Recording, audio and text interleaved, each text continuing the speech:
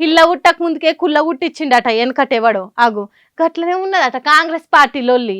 Jubilee hills by election notification రానే లేదు, ఎన్నికల షెడ్యూలు చెప్పనే లేదు, కానీ అంగిల్ జింపుకుంటున్నారు, ఆర్భాటం చేస్తున్నారు, కోపాలు పెంచుకొని కొట్టుకునే కాడికి తెచ్చుకుంటున్నారు. కాంగ్రెస్ పార్టీ లీడరు ఫిరోజ్ ఖాన్ ఏమంటున్నాడో ఓసారి ఉంటాయి. अरे भाई, हमारे मिनिस्टर साहब जो बात बोले समझ में नहीं आया। मैं 1000 मिसाल देता हूँ आपके चैनल के सामने। वायनाड में राहुल गांधी का घर था या प्रियंका गांधी का घर था? ఏది లోకల్?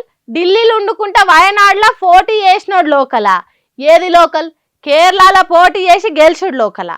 రేవంత్ రెడ్డి కొడంగల్లో ఓడిపోతే మల్కాజ్గిరిలో పోటీ చేసి గెలిచుడు లోకలా?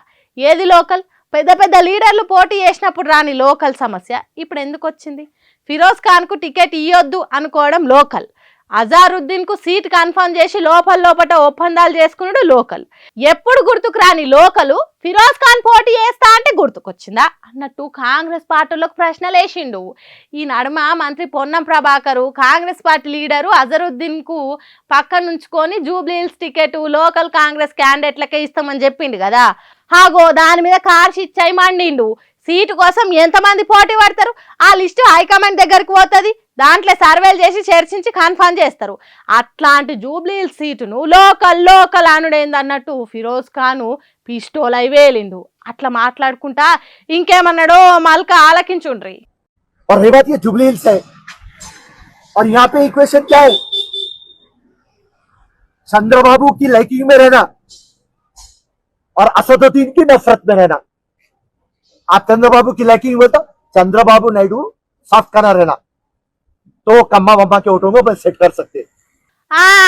అదే సంగతి. చంద్రబాబుకు నచ్చినట్టు చేస్తేనే కమ్మ సెట్లర్ల ఓట్లు పడతాయట.